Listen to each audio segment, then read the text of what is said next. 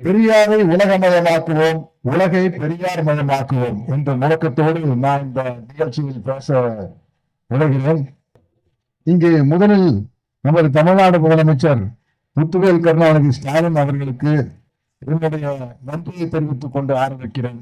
அவருக்கு மட்டுமல்ல, கேரளாவின் முதலமைச்சர் பினராயி விஜயன் அவர்களுக்கும் என்னுடைய வணக்கம், நன்றிகள். என்ன வைத்தத்திர தந்தை பெரியார் நடத்திய அந்த போராட்டத்தின் 100வது ஆண்டு நிறைவு விழாவை இருவரும் சேர்ந்து மிகச் சிறப்பாக நடத்திவிட்டார்கள்.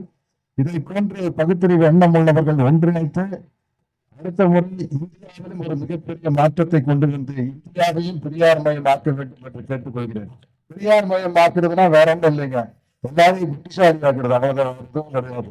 என்னமோ ஒரு தனியா கருப்பு சட்டத்தை வச்சு போட்டுக்கிற மாதிரி இல்லை. அதே மாதிரி கோயம்புத்தூர்ல பெரியார் மையம் அமைக்கவிருக்கிறார் நமது தமிழ்நாடு முதலமைச்சர் ஸ்டாலின் அவர்கள். அதற்கும் என்னுடைய நன்றியை தெரிவித்துக் கொள்கிறேன். நமது மாணமிகு ராசா அவர்களுடைய சிறப்பை பற்றி ஆசிரியர் வீரமணி ஐயா என்கிட்ட சொன்னாங்க. பெரம்பலூர் மாவட்டம் அப்படின்னால அது ஒரு சபிக்கப்பட்ட மாவட்டம் அப்படின்னு சொல்லி யார் யாரு தண்ணி இல்லாத காட்டுக்கு மாத்திரம்னா அங்கதான் மாத்திரமா சொல்லுவாங்க. ஆனா ராசா வந்ததுக்கு அப்புறம் பெரம்பலூரை ஒரு சாதனை மாவட்டமா மாற்றிட்டாரு. அதுதான் பகுத்தறிவாளர்களுடைய மிக சிறப்பான விஷயம். இங்க நரேந்திர நாயக் அவர்கள் ரொம்ப சிறப்பா பேசினாங்க. ஏன்னா நம்மளுக்கு மூட நம்பிக்கை இல்லாத வாழ்க்கை மிகவும் அழகான தெளிவான வாழ்க்கை அப்படிங்கிறது. எல்லாரும் என்ன சொல்லுவாங்கன்னா, நீங்க இயற்கையை நம்புறீங்க, நாங்க கடவுளை நம்புறோம், அவ்வளவுதான் அப்படின்னு சொல்லுவாங்க. அதுல ஒரு பெரிய வித்தியாசம் இருக்குன்னு நம்ம நல்லா புரிஞ்சுக்கோங்க. இயற்கையை நம்ம நம்பினாலும் நம்பாட்டி அது தன்னளவில் இயற்கையாகவே தான் இருக்கும். அதை நீங்க நம்பணும்னு அவசியம் இல்லை. இயற்கை தன்னளவில் இயற்கையாகவே இருக்கிறது. அந்த இயற்கைய பியூட்டி பார்லருக்கு கூட்டிட்டு போய் அதுக்கு ஜோடனை எல்லாம் பண்ணி கடவுளா மாத்திட்டீங்கன்னா அதுக்குள்ள மதம் வரும், அதற்குள்ள ஜாதி வரும், அதற்குள்ள சகல விதமான மூட நம்பிக்கை வரும், சகல விதமான சடங்கு சம்பிரதாயம் எல்லாம் உள்ள நம்மளை ஒரு விருப்பமான மனிதர்களா மாத்திரும். நம்மளுடைய தோழர் நரேந்திர நாயக் அவர்கள் சொன்னது போல, ஒரு குழந்தை பிறக்கும் போது அது ஒரு நாத்திகனாத்தான் அந்த குழந்தை பிறக்குது. எந்த விதமான நம்பிக்கையும் இல்லாத ஒரு குழந்தையாத்தான் பிறக்குது. அது ஒரு குறிப்பிட்ட மரத்தை சேர்ந்த குடும்பத்துல பிறந்தா அந்த மரத்தை சார்ந்த ஒரு முத்திரையை அந்த குழந்தை மேல குத்துறாங்க. இப்படி பல முத்திரைகளை குத்தி குத்தி பலவிதமான மூட நம்பிக்கையில் அதனுடைய மூளைக்குள்ள திணிக்கும் போது அதனுடைய கைகளும் மனசும் எல்லாமே இருக்கமாய் போய் எல்லாத்துக்குமே கட்டுப்பட்ட ஒரு குழந்தையாக மாறி அதனால வாழ்க்கையில இயல்பாகவே இருக்க முடியாத ஒரு சூழ்நிலை உருவாகிடுது.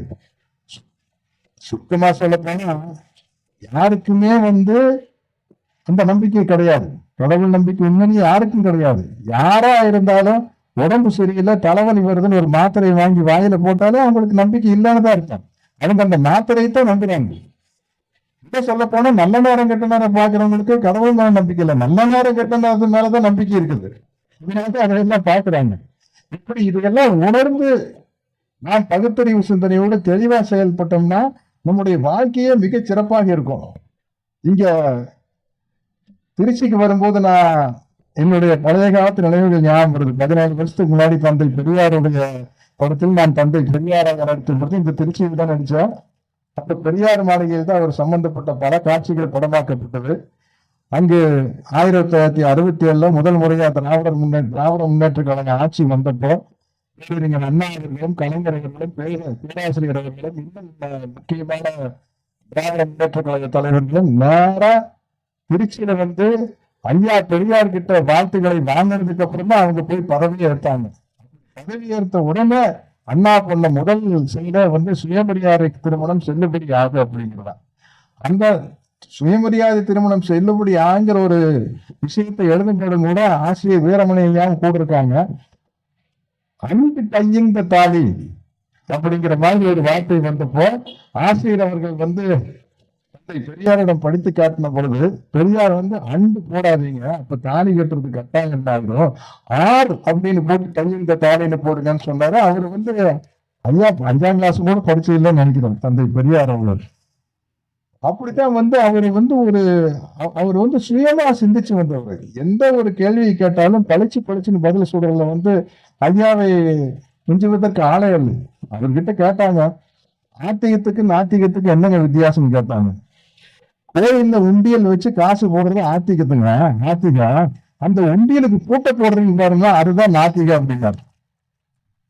ஏன்னா கடவுளுக்கு முன்னாடிதான் உண்டியல் இருக்குது, அதுக்குள்ள காசு இருக்குது. கடவுள் நம்பாம நம்ம பூட்டு போடுறோம்ல, அதுக்கு பேருங்க நாத்திகம் அப்படின்னு அவ்வளவு தெளிவா சொன்னவர். இப்போ இந்த கடவுள் என்ற ஒரு கற்பனை கருத்தியில் இருக்கா இல்லையாங்கிறது கூட ஒரு பிரச்சனையே இல்லை. ஐயா அதுதான் சொல்லுவாரு, எனக்கு அவருக்கு என்னங்க வாழ்க்கை வரப்பட விடாரு, அவருக்கு அது வரைக்கும் பாத்திரம் கூட இல்லைங்க அப்படின்னு காணொலியா சொல்லுவாரு. அந்த ஒரு கற்பனை கருத்தியலை வைத்துக் கொண்டு பிறப்பால் உயர்ந்தவன் தாழ்ந்தவன், குறிப்பிட்ட ஜாதியில் பிறந்தால் உயர்ந்தவன், குறிப்பிட்ட ஜாதியில் பிறந்தால் தாழ்ந்தவன் என்ற ஒரு கட்டமைப்பை உருவாக்குவது, ஆணாக பிறந்தால் உயர்ந்தவன், பெண்ணாக பிறந்தால் தாழ்ந்தவர்கள் என்ற ஒரு கட்டமைப்பை உருவாக்குவது, அந்த கட்டமைப்பை தகர்க்கவே முடியாது என்னும் விதமாக ஒரு வேதங்களை உருவாக்கி, ஸ்கிரிப்சர்ஸ்னு சொல்றோம் இல்ல, சாஸ்திரங்களை உருவாக்கி அதற்கெல்லாம் தலைவராக ஒரு கற்பனை தலைவனை வைத்துக் கொண்டு எப்படி போராடுறது? நம்ம காத்தோட குத்துச்சண்டை போட முடியாது. இங்க ஒருத்தர் கூட சண்டை போடணும்னா ஒரு ஆள் வேணும் இல்ல, இங்க எம்பியா இருக்கிற இடத்துல எப்படி சண்டை போட முடியும்? அப்படி ஒரு எம்பி கான்செப்டை கொண்டு வந்து கடவுள்னு வச்சுக்கிட்டு எல்லாருடைய கையையும் மனசையும் கட்டி போடுறது அதுல இருக்கிற மிகப்பெரிய கொடுமை. அதனால்தானே மாற்ற முடிய மாட்டேங்குது. நரேந்திர நாயக் அவர்கள் எவ்வளவு சிறப்பாக சொன்னாங்க பாருங்க. இப்படிப்பட்ட ஒரு குடும்பத்தில் பிறந்தும் கூட ஆத்திகனாக பிறந்தனால், ஆத்திகனாக நான் விரும்பியும் விரும்பாத்திரம் என்பேன் மெற்றியை குத்தப்பட்டு மறுபடியும் நான் இரண்டாவதாக பிறப்பெடுத்தேன் நாத்திகனாக அப்படின்னு அவர் சொல்றாரு. எவ்வளவு ஒரு அருமையான விஷயம் பாருங்க. அங்க நடந்த பெரிய கொடுமை அவர் சொல்றாரு. தோழர் கௌரி லங்கேஷ் அவர்கள் வந்து, என் நினைவு சரியா இருந்ததுன்னா, அவங்களுடைய தோட்டத்துல கார்டனுக்கு வாட்டரிங் பண்ணிட்டு இருக்கையில வந்து ஷூட் பண்ணிட்டாங்க கார்ல இருக்கும்போது. அந்த அளவுக்கு ஒரு ஆபத்தான அமைப்பா இருக்குது. இந்த வைக்கம் படப்பிடிப்பு நடக்கையில எந்த அளவுக்கு ஐயா பெரியார் தைரியம் பாருங்க. அந்த எந்த வீதியில் வந்து அந்த போராட்டம் நடந்ததோ அதே வீதியில நாங்க படப்பிடிப்பு நடத்துறோம். படப்பிடிப்பு எடுத்த போது ஐயா பேசிய ஆக்ரோஷமான வசனங்களை எல்லாம், ஆக்ரோஷமா ஐயா ஒரிஜினலா பேசுறத நான் வசனமா பேசி நடிக்கிறதுக்கு அங்க இயக்குனர் ஞான ராஜசேகராக நிறைய கேரளாவை சேர்ந்த சகோதர சகோதரிகள்லாம் ஷூட்டிங் வேடிக்கை போட்டிருக்காங்க. சார் சட்டம் போட்டு ஐயா பேசின விஷயத்தான் நீங்க பேசின தகவல் சார், நான் சைலண்டா பேசிக்கிறேன், டப்பில போய் குரல் கொடுத்துக்கலாம் சார் அப்படின்னு சொல்லி நடிக்கிறதுக்கே பயப்பட்ட ஒரு விஷயத்த வந்து ஐயா வந்து இறங்கி அவரே பண்ணாரு பாருங்க. ஒவ்வொரு நிலையும் எனக்கு பசுமையா இருக்குது. வைக்கம் போராட்டத்துக்கு ஐயா போய் இறங்குறாரு. ஐயா ஈரோட்ல மாபெரும் பணக்காரராச்சு. அவர் திருவாங்கூர் மகாராஜா நான் கேள்விப்பட்ட வரைக்கும் எப்போ ஈரோடு ஸ்டேஷனுக்கு வந்து போறதுனாலும் கூட ஐயா பெரியார் ஐயா வீட்டுல தான் தங்குவாரு கெஸ்டா. அதே மாதிரி பெரியார் ஐயா அங்க போனாருன்னா திருவாங்கூர் மகாராஜா வீட்டில் தங்குவாரு. பெரியார் போய் இறங்கணும்னா திருவாங்கூர் மகாராஜா கிட்ட இருந்து திருவனந்தபுரமா திருவாங்கூர் எனக்கு சரியான அங்கிருந்து அவங்களுடைய செக்ரட்டரி யாரோ வந்திருக்காங்க. ஐயா உங்களை ராஜா வந்து அவங்க அரண்மனையில வந்து தங்குறதுக்காக உங்களை இன்வைட் பண்றதுக்காக வந்திருக்கேன் அப்படின்னு. ஐயா சொல்றேன், நான் வந்ததே அவர் எடுத்து போராடுறதுக்கு தாங்க, சரிப்பட்டு வராதுன்னு அவர்கிட்ட போய் சொல்லியிருக்கிறேன் அப்படின்னா ஐயா போராட்டம் நடத்தாரு. ஐயா வந்து அங்க வைக்கம்ல சிறையில போட்டு ஐயா காலில் வந்து ஏதோ தீவிரமாக இந்த பாருங்க அதை கட்டி வச்சிருக்காங்க ஐயாவுடைய காலில். அந்த குண்டோட ஐயா இருக்காரு. ஐயாவை கைது பண்ணி காலில் இரும்பு குண்டெல்லாம் கட்டி ஜெயில போட்டாச்சு. போட்டதுக்கு அப்புறம் அங்க இருக்கிற சாமியார் பயிர்கள் எல்லாம் வச்சு ஒரு பெரிய யாகம் நடத்துறாங்க. என்னன்னா தந்தை பெரியார் அவர்கள் வந்து இறந்து போக வேண்டும் ஒரு யாகம் நடத்திட்டு இருக்காங்க. இது எல்லாத்துக்கும் தெரியுது. நடத்திட்டு ஐயா அவர்கள் சிறையில் இருக்கிறாங்க. இந்த வானத்தை நோக்கி 3 சத்தம் வேட்டு விட்டுருக்காங்க. அது எதுக்காக அந்த வேட்டு சத்தம் வருதுன்னு தெரியல. அப்புறம் கேட்டா ஐயா எடுத்து யாகம் நடத்திட்டு இருந்த அந்த ராஜா குடும்பத்தில் சேர்ந்த ஒரு முக்கியமான ஒருத்தர் மண்டை போட்டார். அதுக்கு கூட ஐயா சந்தோஷப்படுற கூட இருக்கிற தோழர்கள் சொல்லுவாங்க ஐயா இது கொண்ட யாகத்துல யார் அந்த யாகம் பண்ணாங்க அவங்களே செத்து போயிட்டாங்க பார்த்தீங்களா அப்படின்னு தோழர்கள் சந்தோஷப்படும் போது ஐயா சொல்றாரு, இந்த யாகம் பண்ணி வேள்வி நடத்தினா நான் இறந்து போவேங்கிறது எவ்வளவு முட்டாள்தனமோ மூடத்தனமோ, அதே மாதிரி அதுக்கு ஈக்குவலான ஒரு முட்டாள்தனம் தான் அந்த யாகத்துல அவங்க இறந்து போனதா நீங்க நினைக்கிறதா அப்படின்னு சொல்லிட்டு ஐயா கரெக்ட் பண்ணிருப்பாரு. அதுக்காக ஐயா சந்தோஷப்படுவார். அதான் தந்தை பெரியார் அவர்கள். அதாவது நீங்க வந்து பெரியார் அவர்களுடைய தொண்டராக இருந்து விட்டால் எல்லாமே நம்மளுக்கு சரியா இருக்குங்க. அதாவது இப்ப ஆசிரியர் அவர்கள் பேசும்போது சொன்னாங்க, இயற்கை எதிர்த்து போராடுறத நம்ம வேலை அப்படின்ட்டு. அதுதான் மனித குலத்தினுடைய வேலையை இயற்கையை எதிர்த்து போராடுறதுதான். ஒரு ஆறு இருக்குது, அந்த ஆறு கரை புரண்டு ஓடுது. கரை புரண்டு ஓடிச்சுன்னா என்ன ஆகும்? சுற்றி இருக்கிற கிராமத்துகள்ல அழைச்சிடும். அந்த ஆற்றுக்கு ஒரு அணை கட்டி அந்த தண்ணீரை தேக்கி வைத்து சகல மக்களுக்கும் வறுமையில் பயன்படும் விதமாக வழியான கால பெரியாரை உலகமயமாக்குவோம், உலகை பெரியார் மயமாக்குவோம் என்ற முழக்கத்தோடு நான் இந்த நிகழ்ச்சியில் பேச விளைகிறேன்.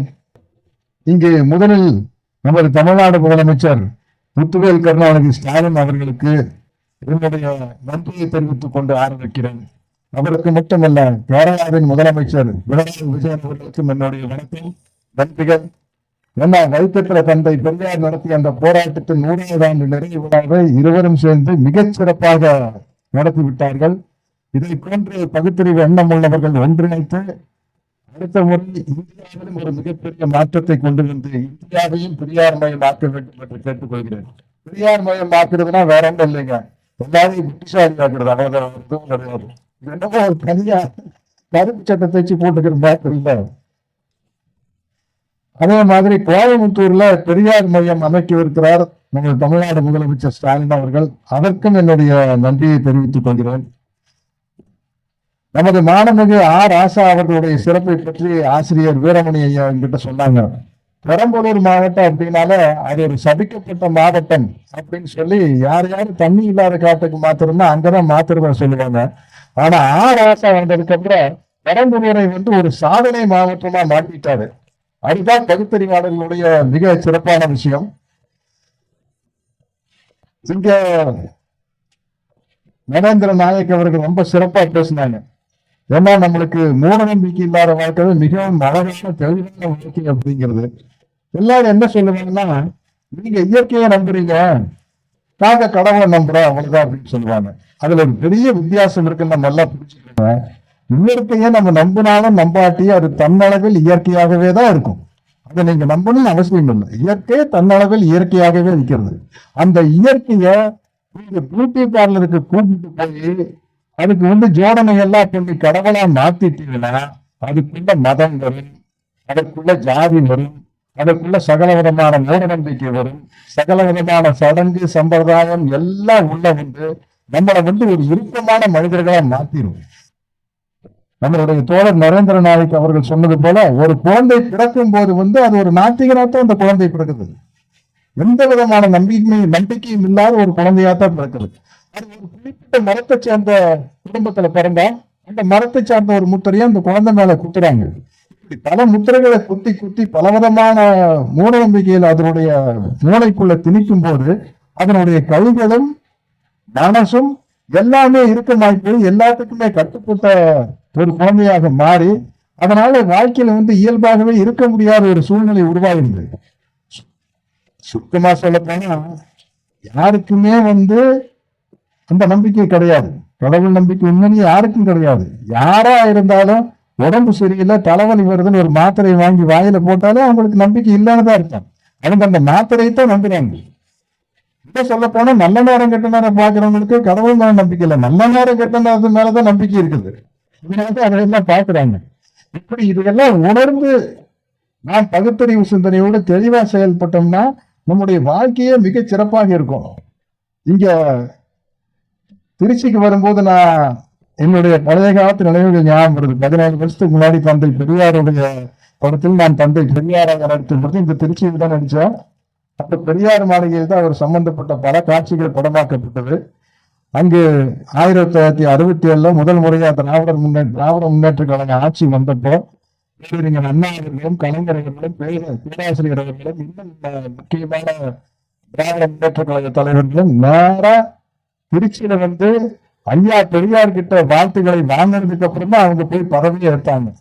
பதவி ஏற்ற உடனே அண்ணா பண்ண முதல் செய்த சுயமரியாதை திருமணம் செல்லுபடி ஆகும் அப்படிங்கிறதா. அந்த சுயமரியாதை திருமணம் செல்லுபடி ஆகிற ஒரு விஷயத்தை எழுதும்போது கூட ஆசிரியர் வீரமணியாவும் கூட இருக்காங்க. அன்பு கையிந்த தாலி அப்படிங்கிற மாதிரி ஒரு வார்த்தை வந்தப்போ ஆசிரியர் அவர்கள் தந்தை பெரியாரிடம் படித்து காட்டின பொழுது பெரியார் வந்து அன்பு போடாதீங்க, அப்ப தாலி கட்டுறது கட்டாயம் என்னாகும், ஆர் அப்படின்னு போட்டு கையெழுந்த தாலின்னு போடுங்கன்னு சொன்னாரு. அவர் வந்து ஐயா 5ஆம் கிளாஸ் கூட படிச்சு இல்லைன்னு நினைக்கிறோம் தந்தை பெரியார் அவர். அப்படித்தான் வந்து அவர் வந்து சுயமா சிந்திச்சு வந்தவர். எந்த ஒரு கேள்வியை கேட்டாலும் பளிச்சுன்னு பதில் சொல்றதுல வந்து ஐயாவை மிஞ்சுவதற்கு ஆளே இல்லை. அவர்கிட்ட கேட்டாங்க, ஆத்திகத்துக்கு நாத்திகத்துக்கு என்னங்க வித்தியாசம் கேட்டாங்க. கோயில்ல உண்டியல் வச்சு காசு போடுறது ஆத்திகத்துங்க, நாத்திகா. அந்த உண்டியலுக்கு பூட்டை போடுறீங்க பாருங்க, அதுதான் நாத்திகா அப்படிங்கிறார். ஏன்னா கடவுளுக்கு முன்னாடிதான் உண்டியல் இருக்குது, அதுக்குள்ள காசு இருக்குது. கடவுள் நம்பாம நம்ம பூட்டு போடுறோம்ல, அதுக்கு பேருங்க நாத்திகம் அப்படின்னு அவ்வளவு தெளிவா சொன்னவர். இப்போ இந்த கடவுள் என்ற ஒரு கற்பனை கருத்தியில் இருக்கா இல்லையாங்கிறது கூட ஒரு பிரச்சனையே இல்லை. ஐயா அதுதான் சொல்லுவாரு, எனக்கு அவருக்கு என்னங்க வாழ்க்கை வரப்பட விடாரு, அவருக்கு அது வரைக்கும் பாத்திரம் கூட இல்லைங்க அப்படின்னு காமெடியா சொல்லுவாரு. அந்த ஒரு கற்பனை கருத்தியலை வைத்துக் கொண்டு பிறப்பால் உயர்ந்தவன் தாழ்ந்தவன், குறிப்பிட்ட ஜாதியில் பிறந்தால் உயர்ந்தவன், குறிப்பிட்ட ஜாதியில் பிறந்தால் தாழ்ந்தவன் என்ற ஒரு கட்டமைப்பை உருவாக்குவது, ஆணாக பிறந்தால் உயர்ந்தவன், பெண்ணாக பிறந்தால் தாழ்ந்தவர்கள் என்ற ஒரு கட்டமைப்பை உருவாக்குவது, அந்த கட்டமைப்பை தகர்க்கவே முடியாது என்னும் விதமாக ஒரு வேதங்களை உருவாக்கி, ஸ்கிரிப்சர்ஸ்னு சொல்றோம் இல்ல, சாஸ்திரங்களை உருவாக்கி அதற்கெல்லாம் தலைவராக ஒரு கற்பனை தலைவனை வைத்துக் கொண்டு எப்படி போராடுறது? நம்ம காத்தோட குத்துச்சண்டை போட முடியாது. இங்க ஒருத்தர் கூட சண்டை போடணும்னா ஒரு ஆள் வேணும் இல்ல, இங்க எம்பியா இருக்கிற இடத்துல எப்படி சண்டை போட முடியும்? அப்படி ஒரு எம்பி கான்செப்டை கொண்டு வந்து கடவுள்